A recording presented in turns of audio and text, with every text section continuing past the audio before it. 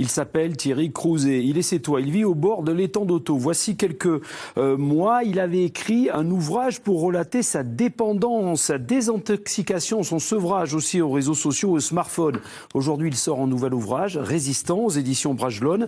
Ouvrage écrit avec des chercheurs et des scientifiques qui travaillent sur les antibiotiques et sur les bactéries résistantes. Bonjour Thierry.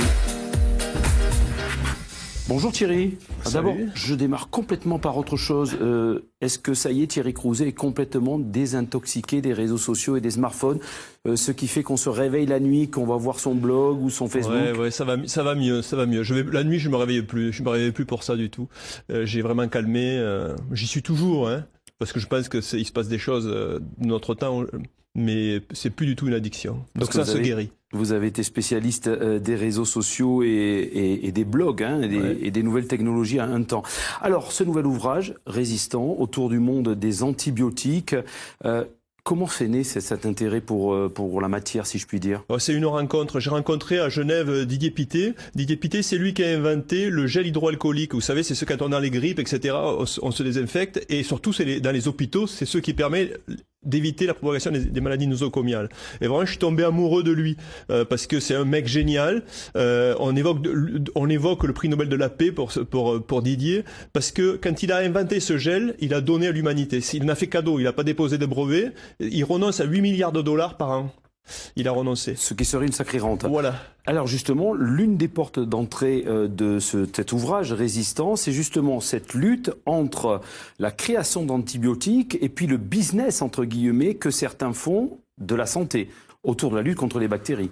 Ben oui, ça c'est le problème, c'est qu'on a tellement donné des antibiotiques depuis soins intelligents à tout le monde, parce que c'est un produit miracle qui soigne, c'est vrai, mais on en a versé des millions et des millions de tonnes partout dans la nature, dans nos organismes, et les bactéries, elles sont pas bêtes, elles ont appris à résister à ces antibiotiques. Donc c'est une sorte de course d'escalade, à l'escalade. Plus on met d'antibiotiques, plus les bactéries deviennent résistantes, et on finit par avoir des bactéries qu'on ne sait plus soigner. Et quand on ne sait plus les soigner, elles le tuent. Et c'est effectivement, c'est inspiré de plusieurs épidémies, votre livre. Je me suis inspiré de Ebola. Ebola, c'est un virus. Attention, c'est pas une bactérie. Virus, oui. Non, c'est la typhoïde, par exemple. Là, c'est une bactérie, le tétanos, etc. Il y a énormément de maladies qui sont causées par des bactéries. Et qu'on ne sait pas soigner. Les médecins m'ont dit, quand je les ai rencontrés, il y a 10 ans, ces patients-là, on les soignait. Aujourd'hui, ils meurent, on ne sait pas quoi faire. Parce que ça s'est adapté. Voilà. Alors on va voir un reportage qui a été fait par Jean-Philippe Faure et Olivier Brachard sur un laboratoire d'exception de notre région. À Montpellier, il y en a 5 en France, il y en a une vingtaine dans le monde, dans un domaine autour justement de la recherche sur ces antibiotiques pour essayer de lutter contre certaines bactéries mutantes, avec aussi un travail qui est fait par des laboratoires privés.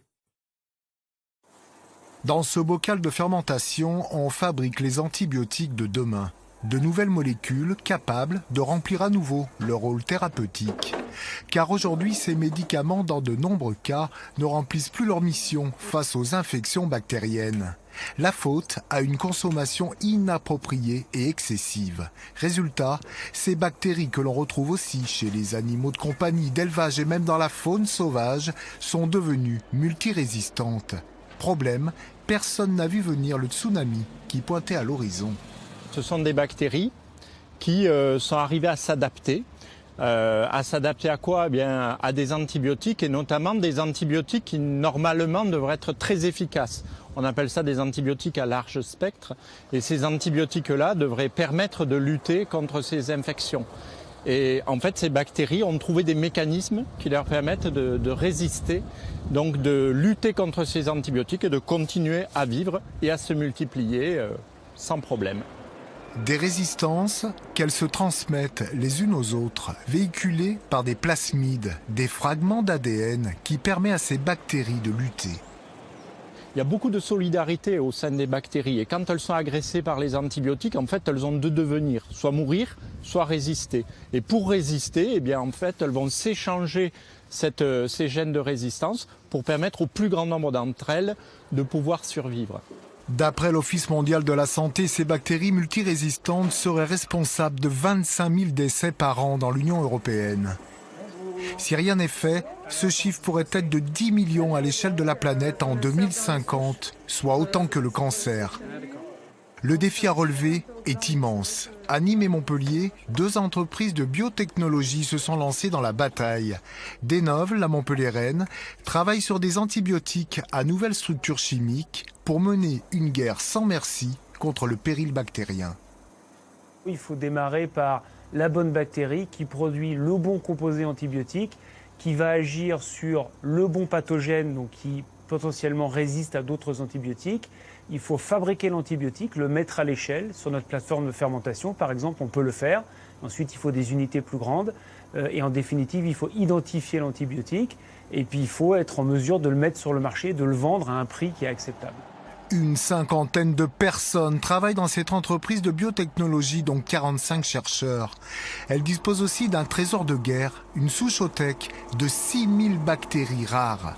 C'est à partir de celle-ci qu'elle compte bien découvrir le Graal, la molécule qu'elle pourra vendre à un grand laboratoire pharmaceutique. On a déjà beaucoup à faire avec notre ensemble de bactéries. Et déjà, après avoir exploité 6000 bactéries, je pense qu'on aura, et j'en suis persuadé, trouvé l'antibiotique du futur. Et décidément, ces bactéries sont bien décidées à nous mener la vie dure, à en juger par l'apparition de nouvelles bactéries dites hautement résistantes, capables de lutter contre tout l'arsenal d'antibiotiques que nous possédons à ce jour. Une situation rendant le patient intraitable. Décidément, il y a urgence. Alors Thierry, il y a donc, on l'a compris, des bactéries qui sont résistantes aux antibiotiques. Il y a aussi dans votre livre une héroïne et des héros qui sont, eux, résistants aux bactéries. Ça existe vraiment ? Oui. Pour la typhoïde, par exemple, il y a des gens qui peuvent être porteurs de la typhoïde et pas malades. Et en revanche, ils peuvent transmettre la typhoïde. Donc ça, des gens résistants existent. Et malheureusement, on pourrait dire, parce que s'ils étaient morts, ils ne pourraient pas transmettre. C'est très dangereux. Quelqu'un qui résiste, c'est quelqu'un qui peut véhiculer. Mais ils peuvent servir à trouver quelque part quelque chose pour combattre la bactérie. Mais oui, si on aussi comprend pourquoi ils résistent, ça va nous permettre de lutter contre la bactérie. C'est des pistes de recherche pour lutter contre la résistance, justement. Alors tout à l'heure, vous évoquiez la problématique de l'argent qui vient aussi, entre guillemets, pourrir des recherches, avec notamment le don de certains brevets, de certaines découvertes. Et il y a des tests qui permettent aujourd'hui de savoir peut-être qu'est-ce qu'il faut mettre comme antibiotique, mais ça coûte très cher. Vous pensez que l'argent est venu vraiment pourrir cette lutte ? Le gros problème avec les antibiotiques, c'est que les brevets durent 20 ans ou 25 ans au maximum quand on a un nouveau médicament. Les antibiotiques, il faut 10 ans pour les tester avant de les mettre sur le marché, ce qui laisse 10 ans, souvent, des fois même moins pour les rentabiliser. Et comme on sait qu'il ne faut pas les utiliser, les antibiotiques, il faut pas les utiliser, donc tout le monde dit, gardez-les secrets, ne les répandez pas, donc faites pas de business avec. Donc pour des labos, c'est antinomique. Dépenser des milliards pour développer de nouveaux antibiotiques qu'on ne va pas pouvoir vendre parce que c'est dangereux de les vendre. Donc c'est pour ça qu'ils ont arrêté. Quelle est la vision du citoyen, Thierry Crouzet, entre l'avant ce livre et après ce livre ? Avant le livre, je savais que les antibiotiques, c'était pas automatique, comme tout le monde. Ça, c'est le slogan. Le slogan qui a marché un petit peu en France. Et en plus j'écrivais le livre, plus j'ai compris que c'était grave, parce que les antibiotiques, il y en a partout. Quand on mange même de la viande bio, on récupère des gènes résistants. Il y en a partout. On a vraiment créé un fléau sur la planète. Et c'est pour ça que j'ai écrit un roman. Parce que les chercheurs le disent depuis des années, mais le message passe pas en profondeur. Donc c'est pour ça que j'ai choisi le roman, pour que ça infuse en fait dans les lecteurs, pour donner une chance et qu'il y ait une vraie prise de conscience profonde. Et avec les chercheurs qui vous ont conseillé pour ce roman, donc pour la véracité de tout ce qui était dit, ils apparaissent d'ailleurs dans ce thriller. Résistant donc aux éditions Bragelonne, à lire, il est vraiment passionnant. Je l'ai terminé ce week-end et il est vraiment passionnant. Merci Thierry d'être venu nous en parler.